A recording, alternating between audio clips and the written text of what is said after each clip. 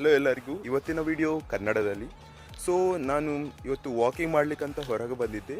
Walking ಮಾಡ್ತಾ ಇರುವಾಗ ನನಗೆ ಒಬ್ಬ ಹುಡುಗ ಸಿಕ್ಕಿದ, ಒಂದು 9th 10th ಆಗಿರ್ಬೋದು. ಅವನು ಹೇಳಿದ್ದು, ಬ್ರೋ ನಿಮ್ಮನ್ನು ನೋಡಿ ನಾನು ತುಂಬ ಇನ್ಸ್ಪೈರ್ ಆಗ್ತಿದ್ದೇನೆ ಬ್ರೋ, ಜಿಮ್ ಹೋಗ್ಲಿಕ್ಕೆ ಮನಸ್ಸಿಲ್ಲಾದರೂ ನಾನು ಜಿಮ್ ಹೋಗಲಿಕ್ಕೆ ಸ್ಟಾರ್ಟ್ ಮಾಡಿದ್ದೇನೆ. ಸೊ ಇದನ್ನು ಕೇಳಿ ನನಗೆ ತುಂಬ ಖುಷಿ ಆಯ್ತು. It made by day.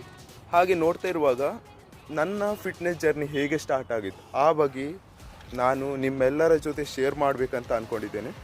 So ನನ್ನ ಫಿಟ್ನೆಸ್ ಜರ್ನಿ ಸ್ಟಾರ್ಟ್ ಮಾಡುವಾಗ ನನಗೆ ತುಂಬ ಜನ ಸಿಕ್ಕಿದ್ರು.